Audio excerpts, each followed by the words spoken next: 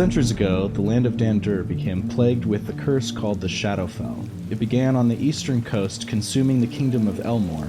Those closer to the west fled to Moonkeep, the closest elvish kingdom, and the grand wizards of their land created a hedge of protection against the shadow, locking it to the borders of Elmore.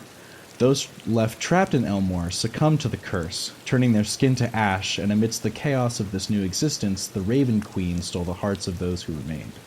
Calling themselves the Shadar-Kai, they built for her a fortress using fragments of their kingdom before the shadow, and built a new one underneath. As time went on, the Shadar-Kai grew more and more resentful of those in Moonkeep, trapping them in Elmore, and forcing the curse to plague only their land. Political factions began to form, one especially drawing out attention today. The Dark Feather believe that they have a right to expand the borders of Elmore, and have the Raven Queen's blessing to do so. What began as a political movement quickly divulged into their darker desires for revenge, and they began to look for ways to destroy the magical border that keeps them from expanding westward. What brings us here today is a mission of the utmost secrecy. Informants from beyond the magical wall have sent word of a specific noble in the keep that borders the wall, a noble with magical qualities keeping the wall in place. In response to this news, the leaders of the Black Feather form a small strike team with some of their strongest assassins to go in and remove the noble from the equation. They were told to arrive separately when the sun began to set at the edge of their land. As the sun begins to set now, and the moon starts to rise, the two assassins arrive at the marked location. And you can go ahead and introduce yourselves and what your character looks like. Okay. Well, my name is Eish. My character is a Shadar-Kai elf, dark skin, white hair, wearing mostly black, with a metallic face cover. My character is Leithe Galinrin, like a pale gray skin, red eyes, has this almost like dirty blonde hair. He's an Eldritch Knight fighter. He wears this kind of, it's cobbled together, but like cobbled together with intent of a mix of chainmail and sort of like tightly bound to his body, and plated sections of this black plate dotted around to protect his arms and legs and key areas. Nice, rock on. Okay, so the meeting point that you're at right now is kind of the last bit of high ground before the cliff face kind of goes down into a valley down towards that magical wall. And you see before you a large, with a lot of like spires adorned with, high elf kind of architecture, and very like fancy and whimsical, but also like form and function is accounted for. And you guys would both know that this is the keep known as the Crimson Gate. And basically, your assignment from here is to sneak down. There is a small break in the magical wall that is occurring as a result of a landfall that happened in front of the Crimson Gate. You're tasked with sneaking through that little bit of a magical issue. And for listeners and for you guys both, I have no real good reason as to why it's even possible, with the rules of magic, that there's a hole in the fence. We're just going to disregard disbelief and roll with it. So just think of it like an 80s action movie sneaking under a chain link fence, but it's magical and glowing. There's a magical hole in this magical fence. Yeah, From elves aren't... some sort of old magical item, maybe. Sure, something. You don't know. And I definitely don't. Maybe it's a magically devoid location. I can roll on a giant table to figure it out if it comes to it, but for now, the task is to get through there where the magic is breaking, and get into the keep. And the last detail from your informant is that they are certain that, especially at nighttime, the tallest spire and just the biggest tower, that is where the political person is at that you need to kill. So you're going up to the tallest spire. Very dramatic. And yeah, so anyways, is there any planning or conversations that needs to be had now before you head in? So, go on. No, go ahead. I was gonna say, now my mind's blank. Damn. So, do you want to go in through the inside or the outside of the tower? Just a quick question. We're on like a cliff face right now, you said? Yeah, so it's not an entire like length of the thing as a cliff face. You're just kind of on a cliff face overlooking the valley that leads over to the keep. So you're not going to have to like rock climb to get to it. I see. Okay. And about how far from the gap in the magical barrier are we? You're, I don't know. I'm not like, I basically like as soon as you want to enter through it, you can enter through it. But as of right now, you're kind of just overlooking a valley for cinematic reasons, and then we can get you there with fast travel. How's that? It's like the assassin's view from Assassin's Creed. Yeah. Oh, and if you need more drama, it is raining. Perfect. I'm there already. Awesome. All right. So, how would you like to tackle this tower? We in character right now? Yeah, go for it. Yeah. We should do this by the book. Do how they told us to do it. Get in there exactly how they said. Go to the hole. Find the tallest spire. Don't get caught. Kill the noble. That sound good to you? Sounds perfect. Then let's go. Quick and easy. All right, yeah. So as you approach the keep, it towers above you, arcane energy pulsing from the tallest spire. The magical energy providing that wall glows with a red sheen. And the closer you get to the wall, the more you notice like a subtle electric hum and kind of like static electricity. You know those like cool balls from the 90s where if you touch it, the static electricity goes to your finger? Mm-hmm. But then when you're not touching it, it's just kind of going all over the place. It's like that, but very large. And red. So it's just coming off of the keep at different like pulses, and as you begin to approach the little gap in the magic and you go through it, it crackles around your skin, and you watch as remnants of the Shadowfell curse on your clothing, like ashes or maybe just like, I don't know, shrubbery or whatever, anything that has that Shadowfell curse burns clean off as you like go through the wall. Yeah, so their guard is, pacing, and you said by the book, the schedule of when the guards are changing. Right now, they're in the middle of changing, and it is the most vulnerable part of the evening. The choice before you is you can try to scale the outside of the wall of the keep. You can break in and kind of go through the hallways. It's really just a matter of what you guys are wanting to do there. They didn't specify a way to do it. They just told you to get to the tallest spire. And the electrical waves, do they clearly look like it's a defensive thing? Yes, but not necessarily to protect the keep from enemies attacking it. The electrical pulses with the magical wall is a protection from the shadow curse getting further into the land.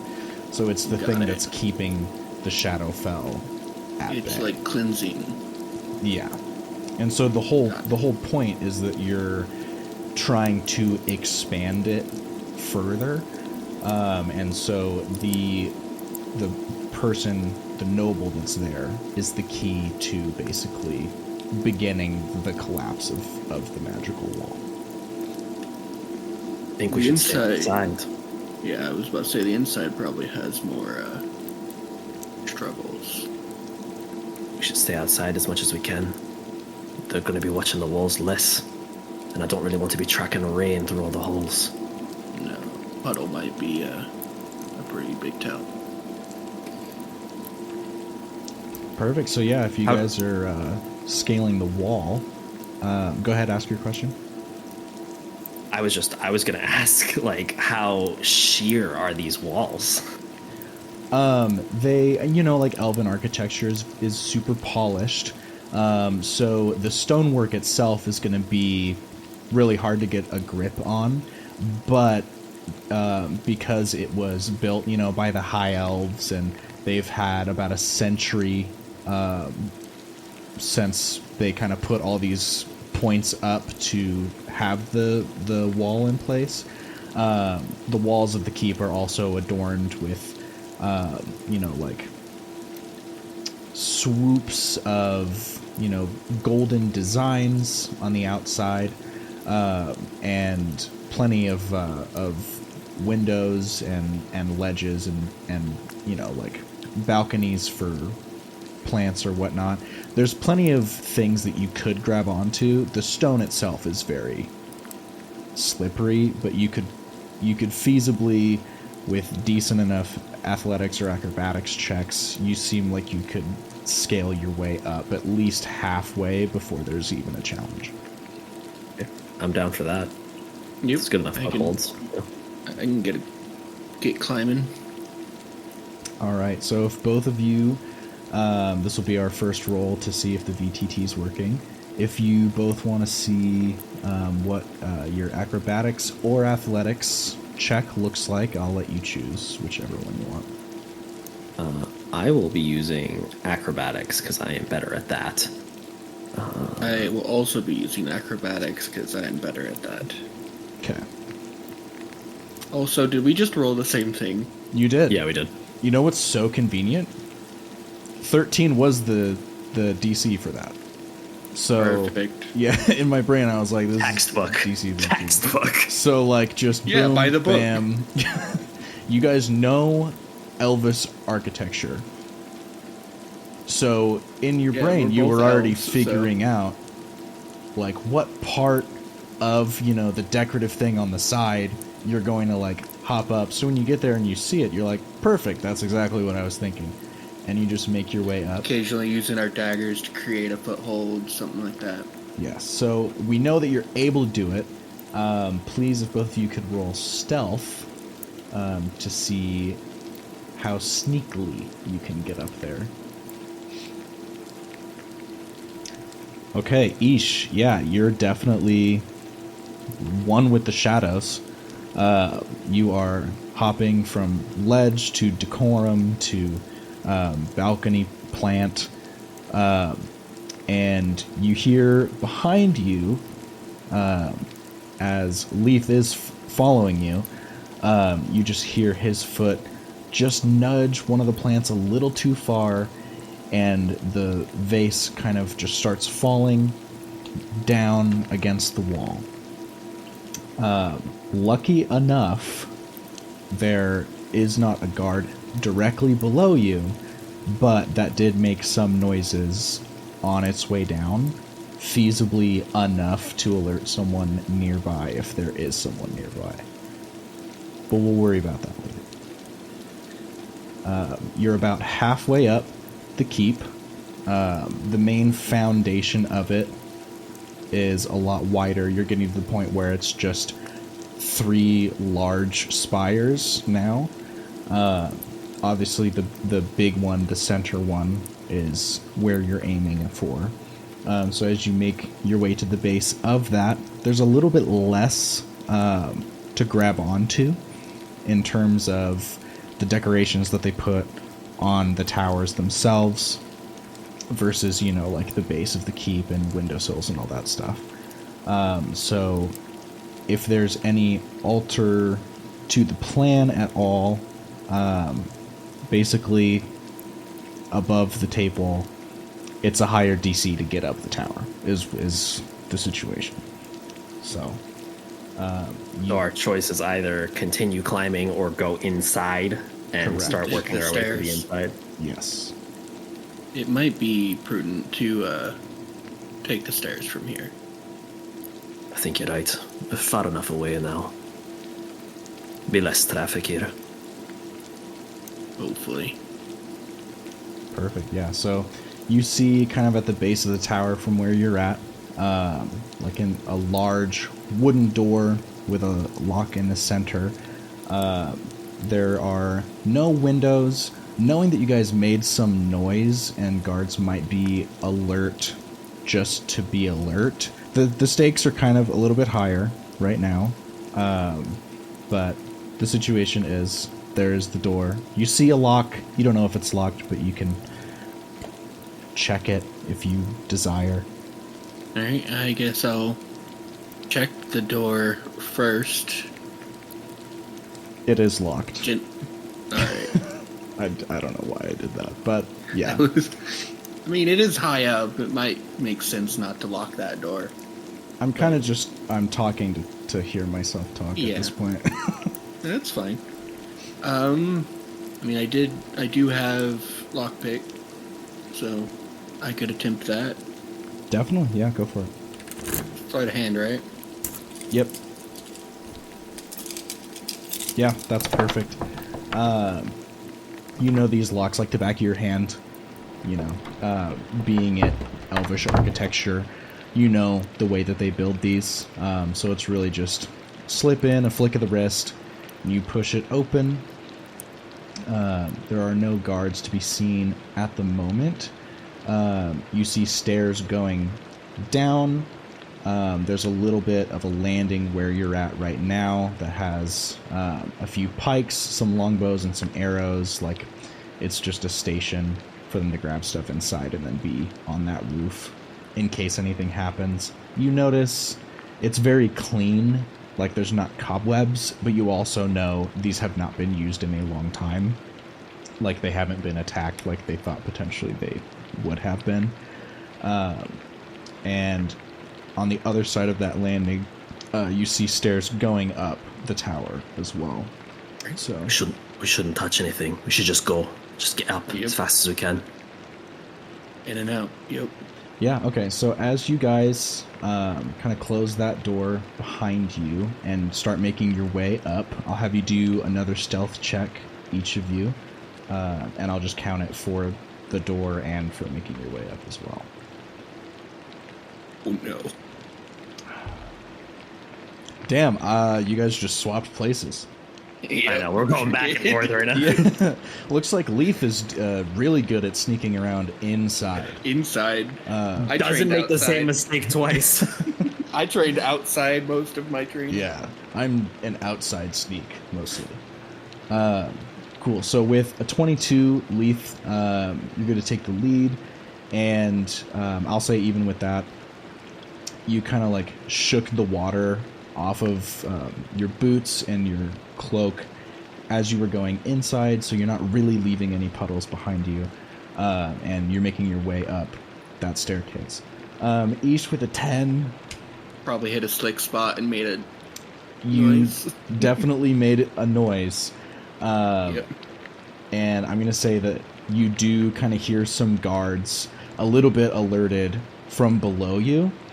But if you want to make an acrobatics check to see if you can like hop up the stairs quickly, I'll let you kind of be fine. Damn. Oh no. I just need to... Damn. For the listeners, he has a +8 in stealth, so he rolled a 2.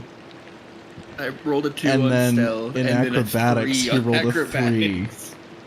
with a +6. This is not going well. because I roll good all the other times. When it matters, I fail.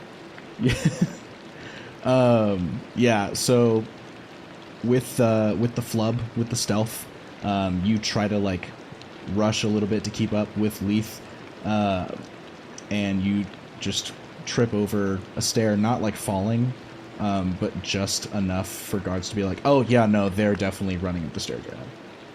So you kind of hear from below guards starting to trot up the stairs, but because you guys are very well trained assassins, athletic, you're making your way up the stairs just as quickly.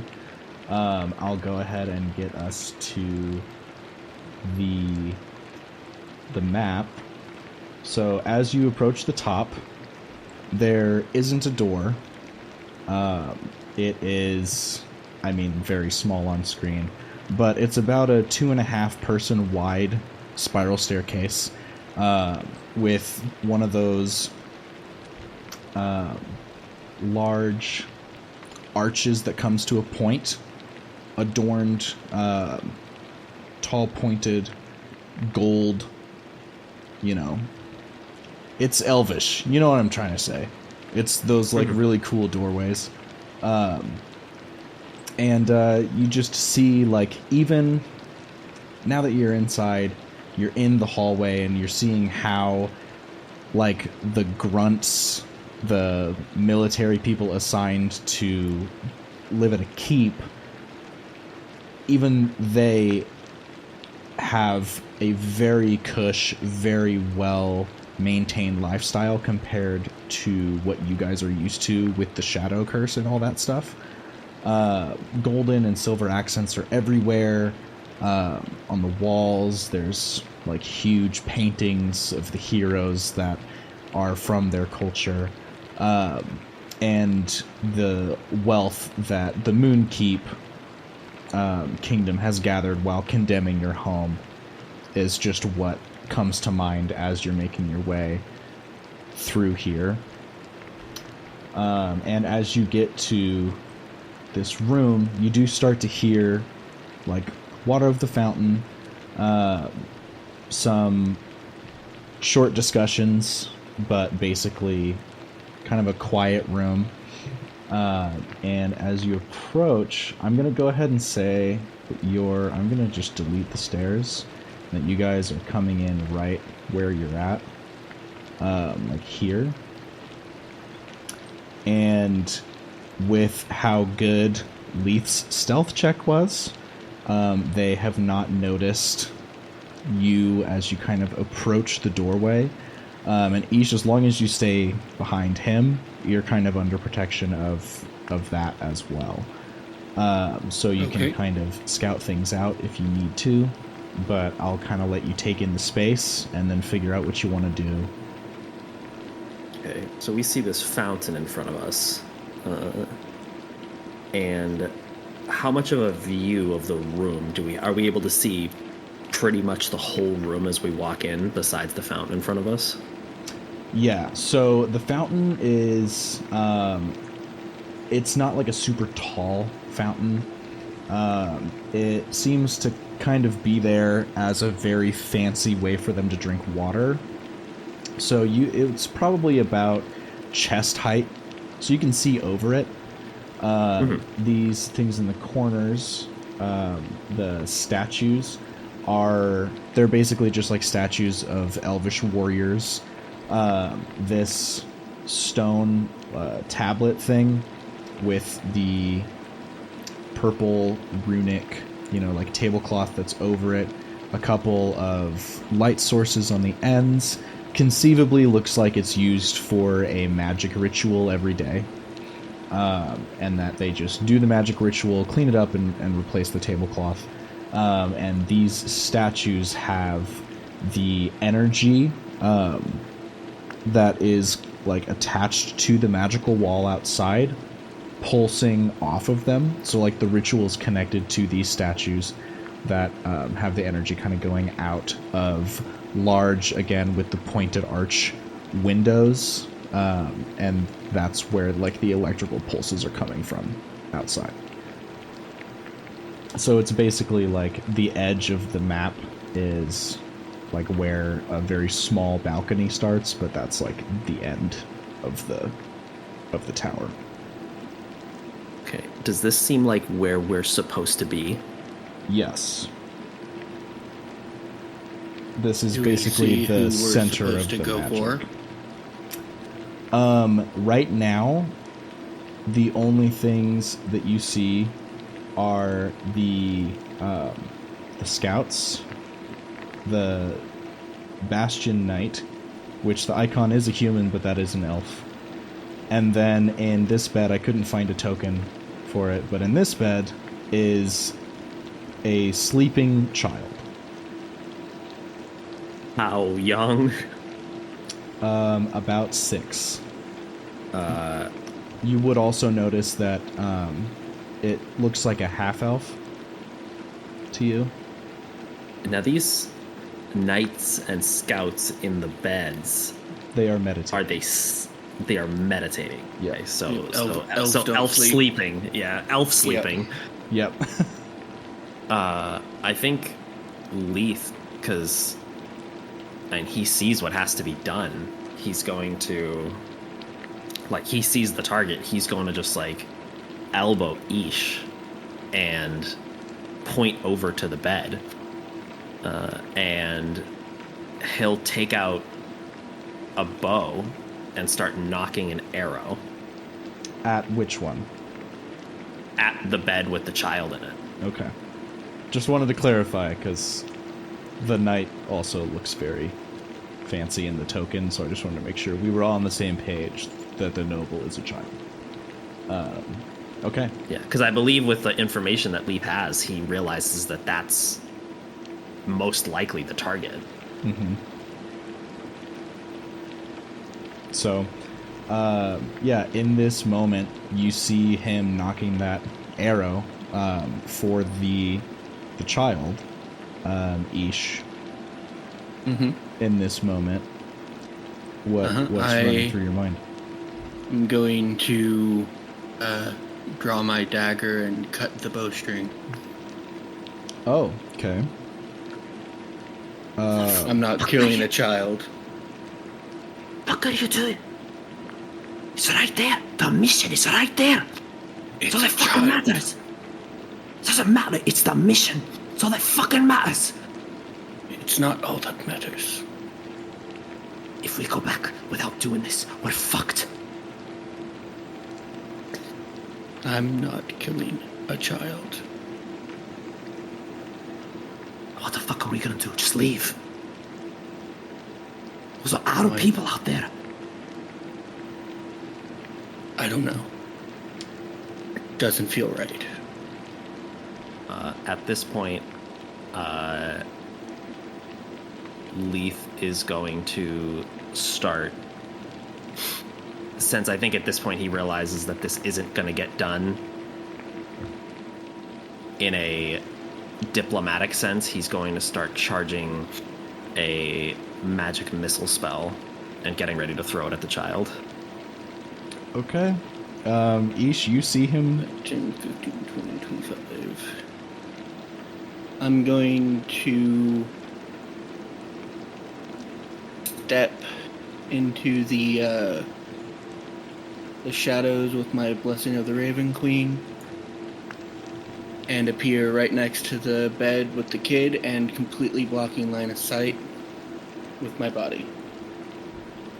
Okay. Ooh. Okay. As you come out of the shadow next to that bed, the child rolled an 18 for perception. So the child sees you and gasps, and you can clasp your hand over his mouth and do whatever you want, but that does, the gasp, alert the knight that's here. Not necessarily anything other than, like, breaking him out of his meditative trance, but I'll put you there for now. And as he is kind of coming out of meditation, he looks to his right, where the gasp came from, and sees looming over him a dark elf. And I'm gonna launch us into initiative. It did auto initiative. Eish, you got a 14. Leithe, you got a 13. And the enemy's got a 10. So both of you have a turn before any of the enemies can do anything. Eish, you're up first. Alright. I am going to say in Elvish to the kid, take cover, as I am pushing him over the edge of the bed. Away from the knight? Yes. Okay. Away from the knight, away from line of sight, like, if I can, in addition to that, like, lift the bed to create a wall of cover. Okay. I would like to do that too. If the bed is too heavy, or I would say that would probably or take not, an that's action to reposition the bed. yeah, I'll use my action to reposition the bed and clearly warning them to take cover. Okay. So I'll kind of just move that over. Okay, perfect. They are ducked under cover. You're able to move that bed. And we'll go ahead and do Leithe. It's your turn. I think Leithe realizes now the whole jig is up, so... I mean, he's not... I wouldn't say he's hostile towards Eish yet, but I do think now he realizes that there is a enemy right in front of him, so he will run up, and he is going to attack the knight that is right in between him and Eish.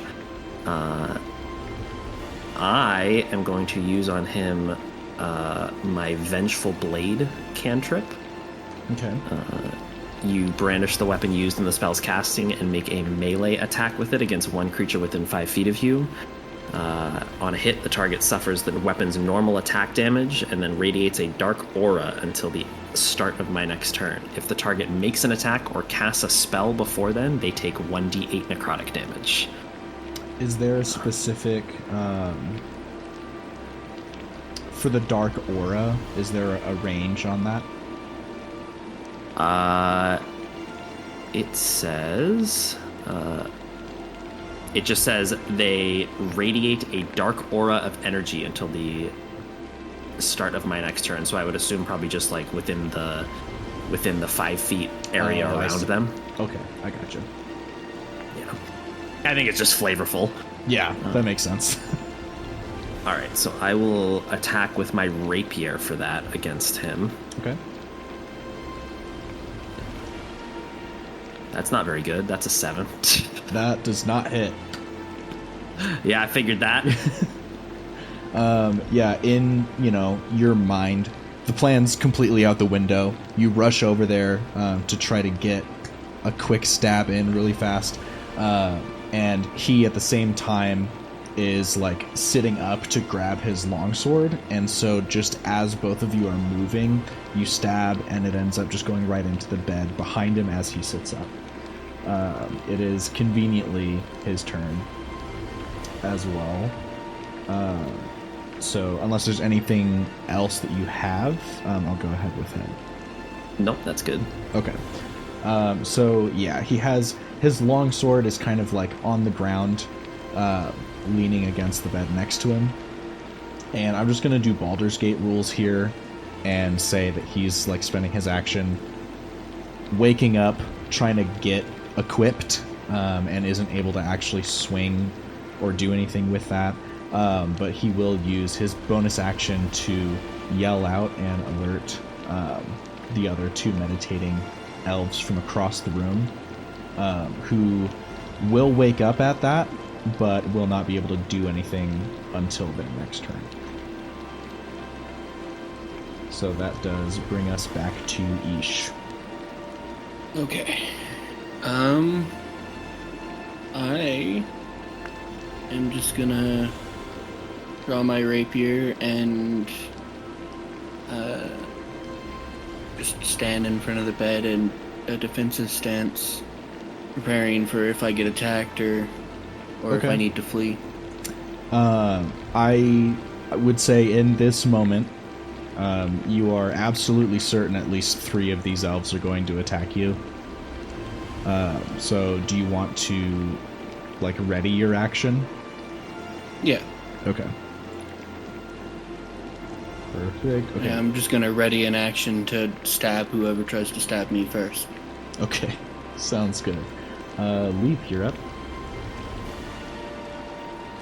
All right, so we'll try again and try to roll higher than a 2 at this knight in front of me. Sounds good. With Vengeful Blade. So let's see if we hit.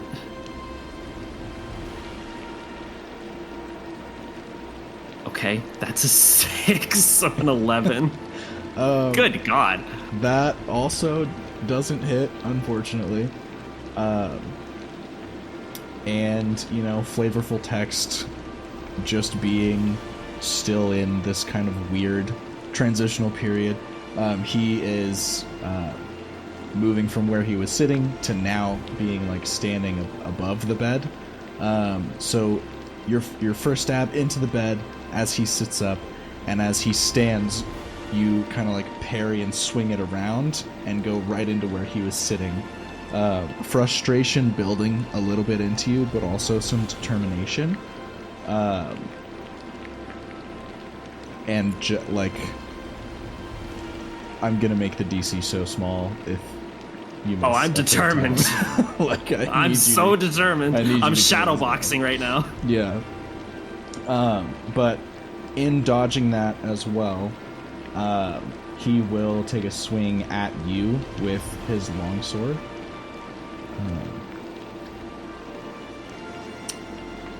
Ooh, dude, I'm sorry. That's a 19 without a modifier. So that does hit, I'm assuming. A 19. I mean, what is it with a modifier? With a modifier, I believe 23. Yeah. Okay. Sorry, man. It's alright, man. Fuck me up. So, yeah, he'll swing at you with that longsword. Which is... Sorry, there's like a connectivity issue that I'm having with getting NPCs to have their actual weapon sheets, so I'm doing everything manually for them. Okay, that is 5 points of slashing. Okay. I can take it. Yeah, it was kind of a bad roll. But yeah, so he'll slash at you with that, and he'll kind of just ready with his stance. There is Eish behind him, but you've tried to stab at him twice, so you definitely have his attention at the moment. But I will say, because you and Eish are here, we'll do flanking rules, and you have advantage on your next attack to him. Fantastic. We need that one. Yeah. With that, the Bastion Knight over here and the Scout are both using their turn to, equip themselves and get battle ready. So, last one of kind of their prep round. Eish, it is your turn. Alright, well, I'm not, like, hostile towards... Is it Leithe or Lithe? Leith. Leithe. I'm not hostile towards him yet, I just refuse to kill the kid. I'm going to help him out with the knight. Okay.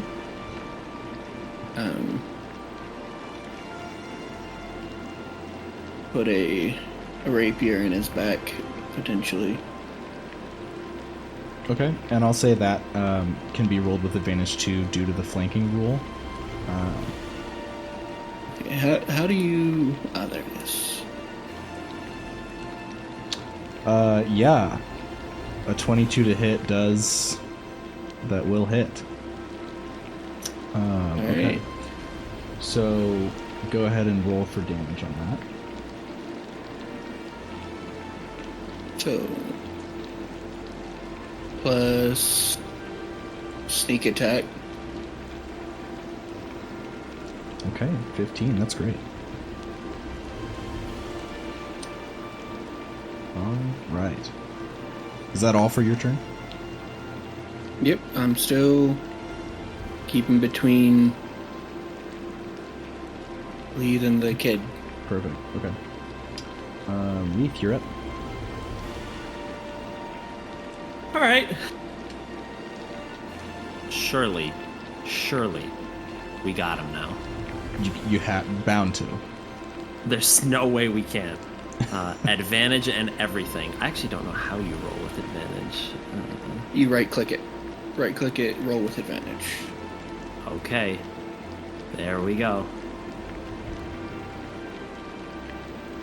Okay. A got a 19 will hit. Oh, thank God. I Okay. was about to cry if the 19 Go didn't ahead. hit. Yeah, so Leith truly being filled with determination, he like runs his hand over the blade of the rapier, and you see this like darkness encompass the blade, and after he takes that hit in the back from Eish's rapier, he's going to drive this one through his stomach, through the knight's stomach. So that is 7 damage. Okay. It is 7 damage, and he is affected by the Vengeful Blade until his next turn, or until the start of my next turn. And Leith will yell across the bed. He's pretty pissed off at Eish at this point. Oh, good. You decided to fucking show up for work. Okay. So, Vengeful Blade, I'm just making sure I have this. Brandish the weapon used in the spell's casting. Make a melee attack with it against one creature within 5 feet. And then on the hit... Oh, wow. That took me to a huge page. Just remind me what the effect of that is until your next turn. So if the target makes an attack or casts a spell, they take 1d8 necrotic damage. So if he attacks, he takes the necrotic. Yeah. If the knight attacks or casts a spell, he'll take 1d8 necrotic. Okay, perfect. That's great. So he will definitely do that.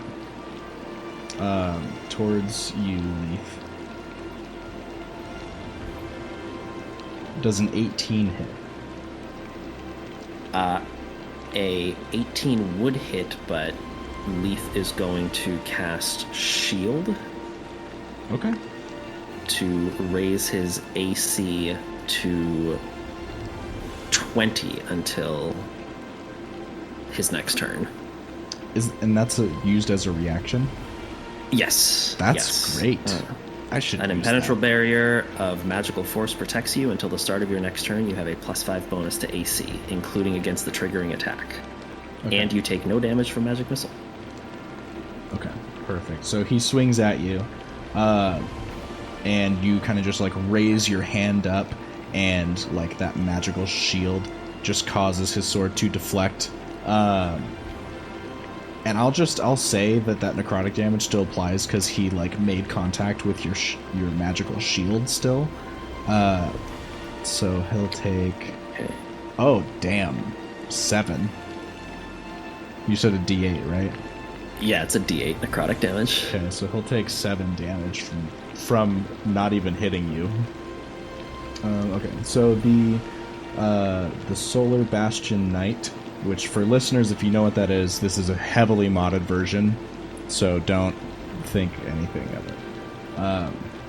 It's going to move over 5, 10, 15, 20, 25, 30... and dash for 5, 10, 15, 20, 25, 30. Perfect. That gets right next to Leith, but because of the dash, is not able to do anything but just be very aggressive looking towards you. You know. And then the Wood Elf Scout. Okay. Is going to come over here, and with their short bow is going to fire a shot at Eish. Does a 15 hit? Meets it, beats it, so yeah. Okay. And they rolled a nat 1 on damage, so that is 1 Perfect. damage. And Eish, it is your turn. Damage. Okay. I am going to just hit the knight again. Okay, go for it. A 14 does 14. not hit, Damn. unfortunately. So, yeah, as he swings and his sword is deflected off of the shield, it kind of sends his body just spinning in a way where you just barely miss. And then, Leithe, it goes to you. Alright, so I was just looking at my character sheet. Since I hit the knight, the wounded knight with my rapier, I applied the Vex Mastery. Okay. So if you hit a creature with a rapier and deal damage to it, you have advantage on your next attack roll against that creature before the end of your next turn. Okay. Eish also hit with a rapier. Does Eish have the Vex Mastery? I don't believe so. I know you There- pick masteries. Does say it has Vex. Okay. I don't mean, we'll just remember say because choosing a mastery. I'll just say because you're both in tandem here, you can roll to hit one more time, Eish. Or you already had advantage. Never mind. Never mind. Double advantage. Yeah, the rapier says martial, finesse, and Vex on Interesting. it. I need to look more into that. I haven't. Confession: I did not look that detailed at either of your character sheets. Putting a That's lot new of to me, trust in too. you guys. I didn't Yeah, they're know new, what Vex was. Yeah, they're new with 2024 rules. Oh yeah, That might be it because my character is built on the 2014. old rules. Yeah. Oh, if that's the case, then I don't even have to use it. I don't even have to use it if that's the case. I don't care either way as long as The Yeah, the it's other level campaign 3, is like, designed we're on not- just however you made the character. So, yeah, not that big of a deal. yeah. Okay. Well, let's see if I hit this knight then. That is a 15 to hit this knight. It does not hit. Oh my Unfortunate. god. All right. So the lowest hit so far on this, like lowest to hit, is a 19, and that hit. That did hit. Don't be super freaked out. It's It's a 16. a 16. Yep. Just get a 16. All right, well, that's that then. Okay.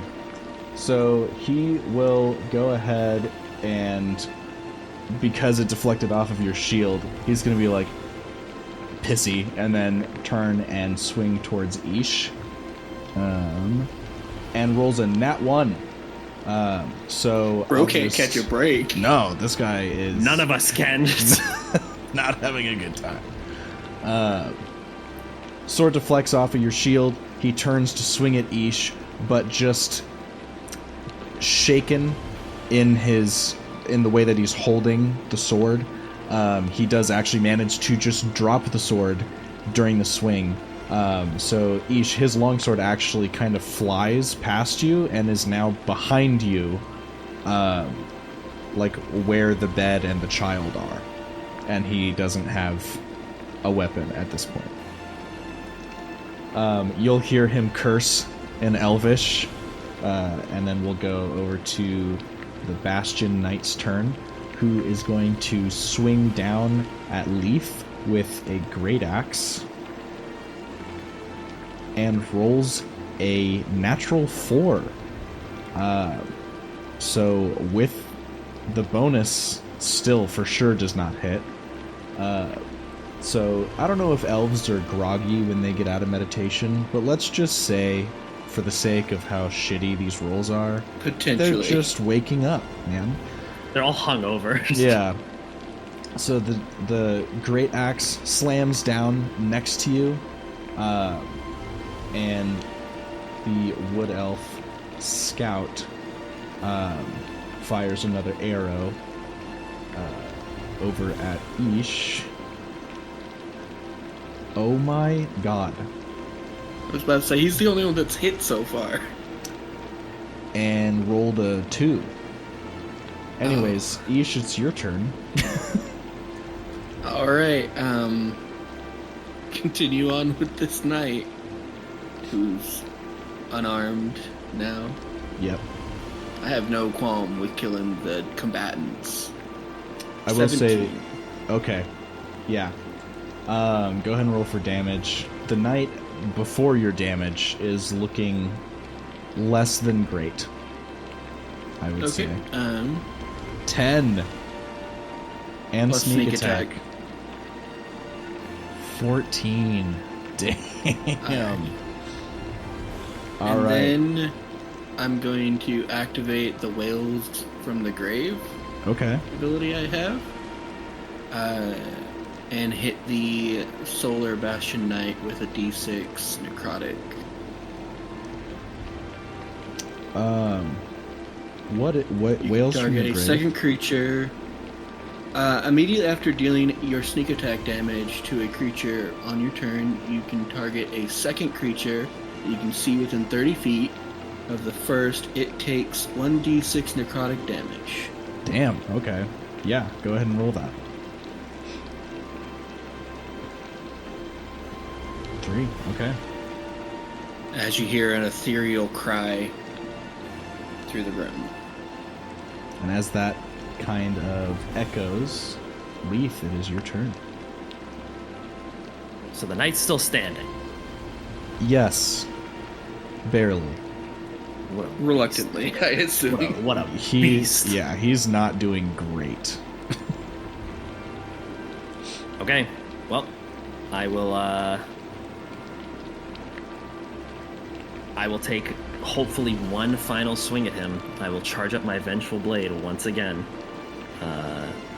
I'll almost try to use the motion of dodging the Solar Knight Bastion's axe and try to push into the knight.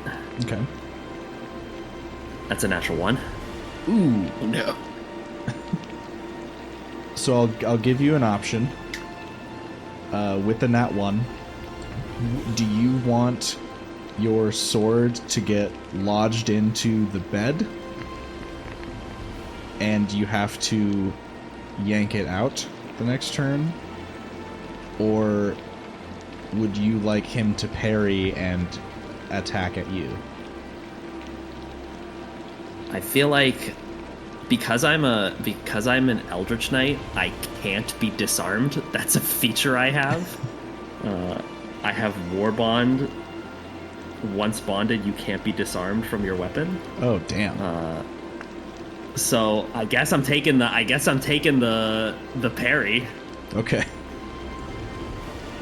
Okay, so, and keep in mind it's an unarmed attack, but he will see you kind of stab at him. He'll swing his arm down and hit the blade away, and then try to go in for a punch. And I don't think there's a plus to anything for unarmed for him. I think it's just strength. I think it's just whatever your strength mod is. Unarmed. The damage is plus your strength. The attack is nothing. Okay, yeah, that's what I thought. So a 17 to hit. Yeah, I'll take the unarmed attack. That hits. Okay. It's 1 plus strength. Whatever the damage is. Yeah, so that's gonna be 4. I should have Bro taken. hit pretty hard. Dude, punch the shit out of me. It's you guys are in a room full of glass cannons, basically. So, but it is his turn. He is going to move over and try to get his sword. That does open it up for an attack of opportunity from Leithe as he does that. Do I say no? I gotta kill this guy. I don't care. Okay. I gotta try to kill this guy. I was gonna save my reaction, but I gotta try to kill this guy. I'm attacking him. Okay, go for it. This is crazy. This is crazy. I don't think I've rolled a double-digit number this whole time. It's so, like... And I think part of it is, like, VTTs just do that. I don't really know, like, what the algorithm is for the dice, but I roll better with metal. Let me just roll a metal dice real quick. Go for it. It was a 10. It was a 10. It still wouldn't have hit. Yeah. Nope. But it was closer. At least it was 2 numbers. Yeah. Yeah. Okay, so he goes over and is going to kind of crouch down and try to swoop down and grab his sword. Eish. So he is kind of like on one knee in front of you for now, but I'll say he manages to grab the sword, but he can't really do anything else. The Bastion Knight is going to swing her axe at you, Leithe. Yeah, she is. For a 15 to hit. Meets it. Meets it, beats it. All right. And then that is... And it does 6 points of damage. All right. And then the scout is going to fire one more arrow at Eish. Ooh, for a nat 20. Woohoo. Leap is visibly frustrated on shit he's going. He just got smacked. Yeah, you just got the shit punched out of you. I got backhanded as this guy was running away. Eish, that is 8 points of piercing.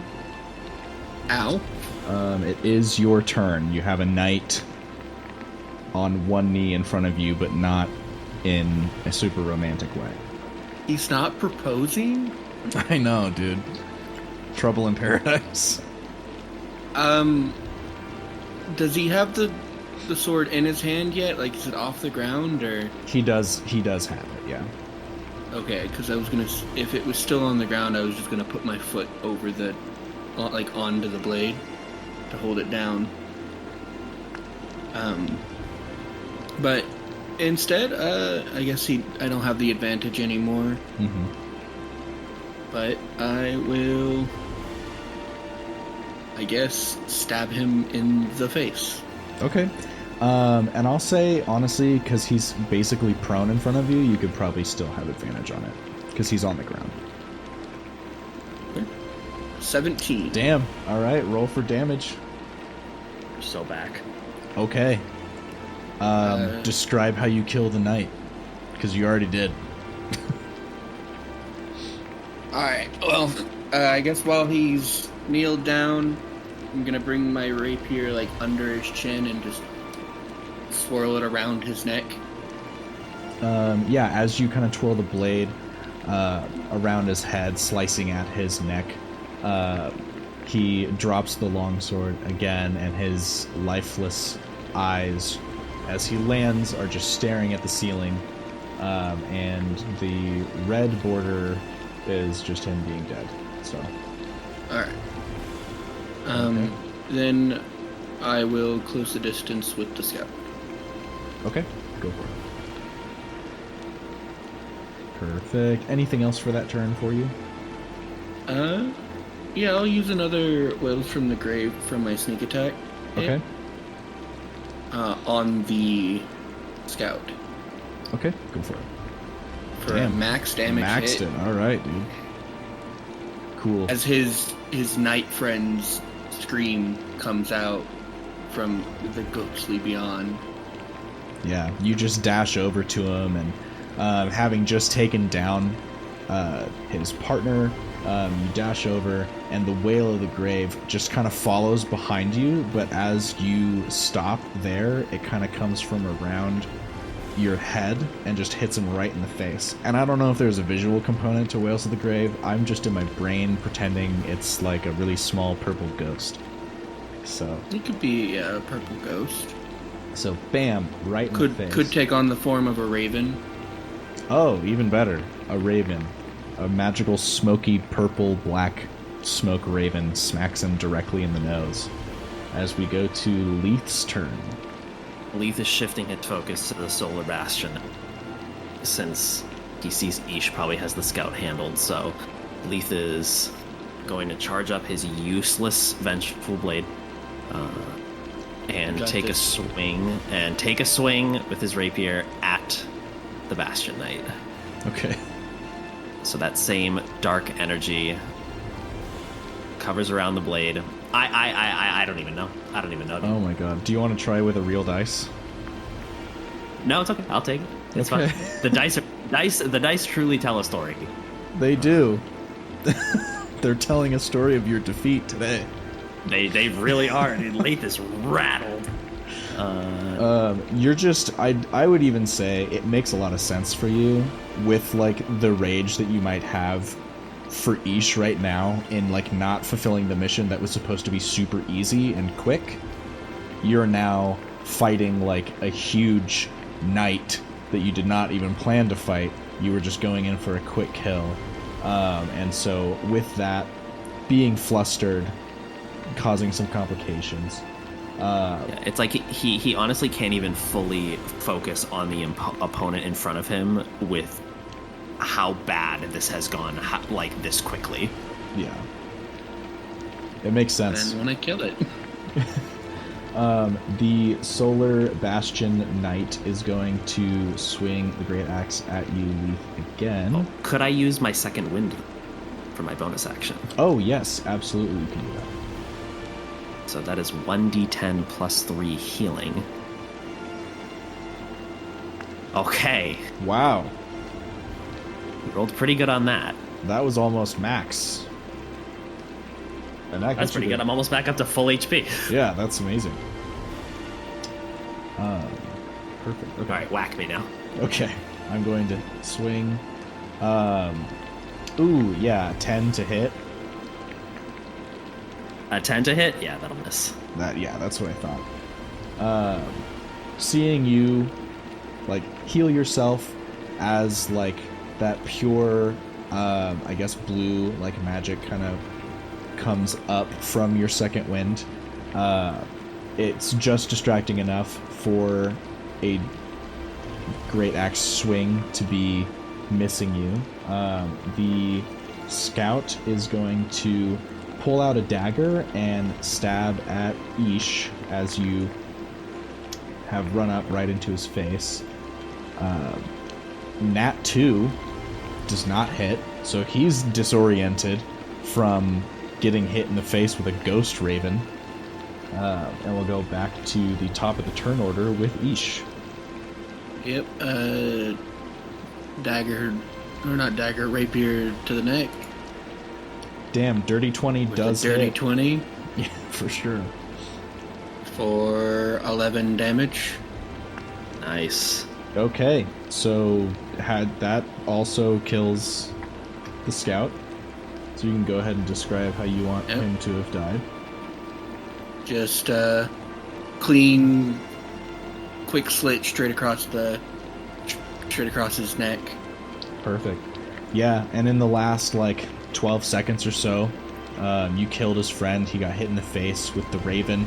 And before he even knew what was going on, Yeah. you were just right Like up in I'm his spinning face around and to just look at boom.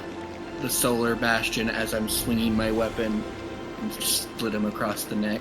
Yeah, as you do that, just the blood splatters behind you. Do you have any movement that you want to make right now? Perfect, okay. So you both have advantage as long as you're flanking right here. So, Leith, it is your turn. We'll need it. Yeah, apparently. So I think Leith sees that this is kind of starting to hopefully come to an end. So he is going to go and try to finish this solar bastion. I don't think it's taking any damage yet, but It took a little bit It from took 3 damage my from whale. his. Yeah. Okay, so Vengeful Blade going out. Advantage, though. Hopefully. That is an 18 to Okay. hit. There you go. That hits. Oh, I feel so good about myself. Yeah, that same dark energy, Leithe sort of ducks down and finds a gap in the Solar Bastion Knight's armor and slips the blade through. That is... Well, I rolled a 1 on the damage die, but it's still 6. Hey, that's great. +5 is pretty good. Yeah, that's the my fighting style, dueling. Love it. I also think he is going to use Action Surge to take another action Totally. and take another swing. So that first one applied Vengeful Blade, but I can't do that a second time, so this will just be a regular swing. So that is with advantage. And that is a dirty 20 to hit. Dirty 20 for sure hits. We will do another 1d8 plus 5. That is an 8 plus 5 for 13. Damn. All right. And she is under the effect of Vengeful Blade, so if she makes an attack or casts a spell, she'll take another 1d8 necrotic. Okay. So I don't even think Leithe makes a second attack. I think he just lands that, like he kind of toothpicks the blade in between the armor on the first hit and then just pushes it deeper for the second. Ah, okay. Yeah, that makes sense. Good flavor there. Do you want the blade to still be kind of in her ribs for right Yeah, now? I'll say he's holding it in there. Okay. So she's going to try to remove it. And so kind of like not really like swinging the great axe at you, but kind of just at your arm. So I'll go ahead and do that. A 16 to hit. I think Leithe is going to use another cast of shield to raise his AC to 20. Fair enough. So she'll try to swing the great axe, but with your casting of shield, it's not even able to make it over, as she's kind of swinging it across her body. So her arm is just kind of still back where it was, and she's not able to do anything about that. But Eish, it is your turn. Okay, I'm gonna go for a shot to her back with the rapier. Oh, she would have taken that 1d8 for making. Oh, that's right, making you're an right. attack. I just rolled 2 19s. I just rolled a nat 1 on the damage for the d8. 1 damage is 1 damage. Hey, it works. Yeah, so 25 definitely hits. Alright, so piercing with sneak attack for 18 damage. Okay. She's looking rough right now. And Leithe, your sword is still just under her ribs right now, as your turn comes up. I think I probably would have like ducked my sword like in her shoulder from behind. Okay. Yeah, so I think with this attack, with Leithe is going to try to do is he's going to try to just like rip the blade out. Like he wants to draw it out and do as much damage as he can with it. Okay. Cool. Ooh, that was not very good. That was not very good. Yeah, That's a- as your sword comes out, it doesn't do any additional damage. Plenty of damage from the last round, leaving the wound just big enough to where as you draw it back out, it doesn't really open it up any more than it would have. Do you want to use a bonus action for anything? No, I think I'm good. Okay. So now that she's free of one of the two swords that are now just in her body at various points, She is going to kind of recenter, wrap both hands around the great axe, and swipe up at you, Leith, for an 18 to hit. Yep, that one will hit. Okay. Dude, what the hell is with these? Okay, a nat 1 on damage. So just one? Just 1 damage. Ooh, okay. I don't know how you could swing a great axe at you and nat 1 the damage, but that it happened. So You Freezing clipped my cheek. yeah, you have a new scar, basically. Yeah, is a what we're cool looking new at. scar. All right, Eish, you're up. All right. I'm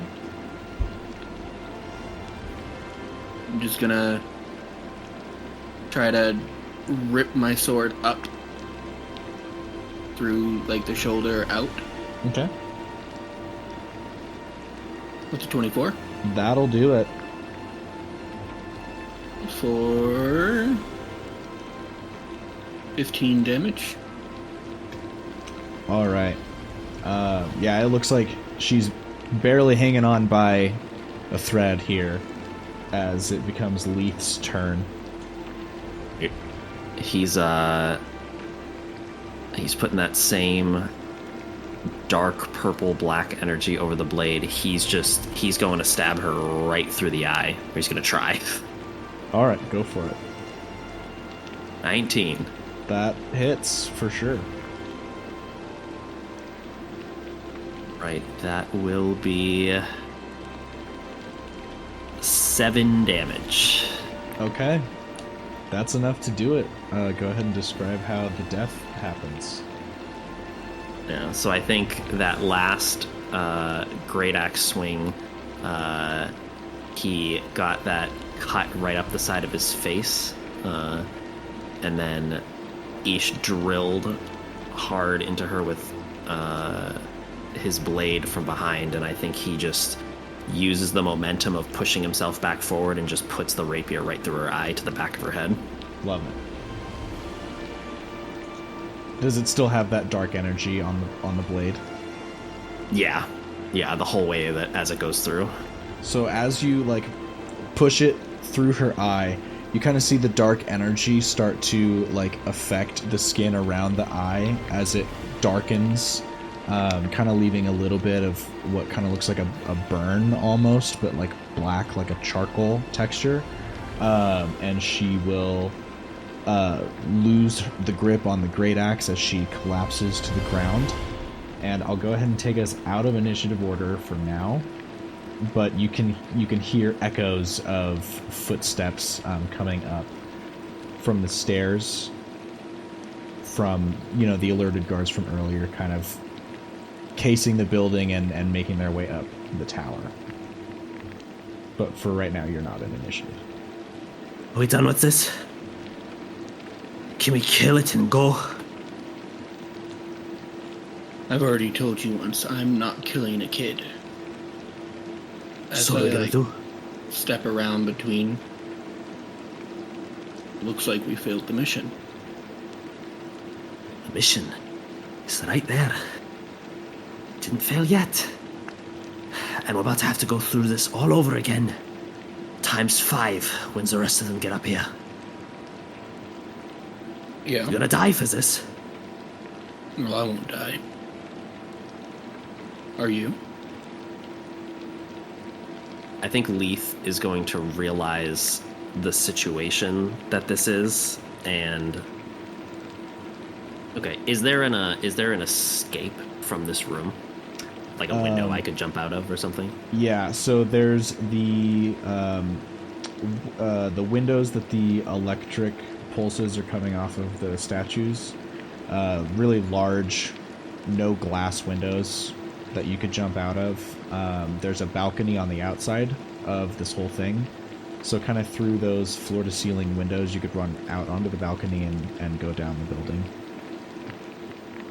I think you'll see him look back towards the stairs where he hears the footsteps coming, and he'll take a tight grip on his rapier, he'll look past Eish at the child. Fine. You want to save the kid? Go right ahead. But if you show your face again, they'll kill you. And Leithe will start walking towards the window. It's your last chance before I'm leaving. I'm dead either way. Good luck then, dead man. I think at that point, Leithe will jump out of the window and start to leave. All right. With your Batman exit, as you leave in the darkness and the pouring rain, scaling down the building, Eish, you are left in a moment where you're surrounded by the dead bodies of 3, noble elf knights. The child is cowering behind the bed still, and you hear guards coming from the hallway. What do you do? Well, I'm going to speak in Elvish, because I assume the kid knows it, being surrounded by elves. Yep. Don't worry, kid. You're not going to die tonight. As I step up onto the balcony and vanish into the Blessing of the Raven Queen teleport. Okay. Perfect. I'll get us out of the battle map. And yeah, Leithe, as you return to the guild, the guild master will see that it is just you, and as you kind of enter into his office, when he beckons you to do so, he'll look at you, and you're not super worse for wear, so he'll be like, "What happened?" Eish fucked the whole thing up. Kid was right there. Had the clean shot.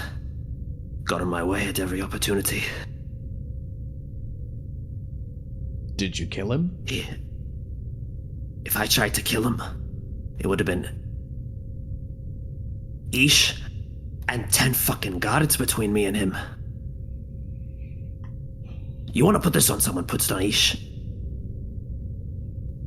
You see him kind of pinch the bridge of his nose in frustration as he closes his eyes tight and mutters like a curse. He'll point you down the hallway back to your I don't know, your barracks room or whatever, where you would have kind of like a lounge area, and he'll be like, "That was like a once in a lifetime opportunity, but get some rest. We'll figure something else out. And if you see Eish around, no words. Just kill him." Yeah, I got it. We'll transition the scene over to Eish. You're scaling down the Crimson Gate, and at the base of it, you are on the other side, not afflicted by the Shadow Curse. The choice obvious before you is, do you go back into the Shadow Cursed lands, or now that you're on the other side of it, guaranteed that they're going to repair and stitch up the magic in the wall that you guys passed through. Which way do you head? I'm gonna head away from the Shadow Curse after making the hole in the wall obvious to anybody that would come looking. Okay. So, in a way, assisting them kind of separate the two. Yep. And you start traversing kind of deeper into Moonkeep. Thick forests and winding roads are more than enough to keep you at least in a position to hide yourself. And yeah, as you traverse further away from your home, we'll go ahead and call this and kind of start wrapping up. Nick, if you have anything that you want to promote or let our listeners know about, now would be a great time. Yes, hi, I'm Nick. I'm co-founder of Hilarity Save RPG.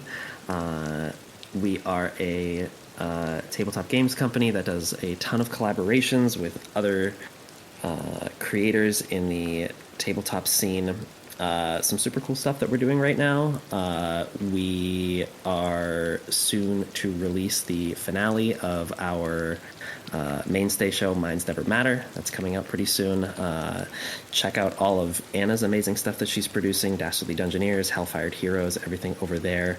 Anna and I also do a Magic the Gathering podcast, which is going to get started up again pretty soon, Planestalkers. And we also have a Discord that anyone can enjoy, anyone can join, anyone can invite anybody else, and it's a super cozy place. So Awesome. Rock on. Yeah, I'll get the link tree added to this episode as well, so people can check that out. And thanks for joining us. I really appreciate you being here. yeah, it was awesome. Rock on. Well, I'll go ahead and cut it off here, and I'm sure the outro music is already playing. So thank you guys for listening, and we'll see you guys next time. Bye. Bye now.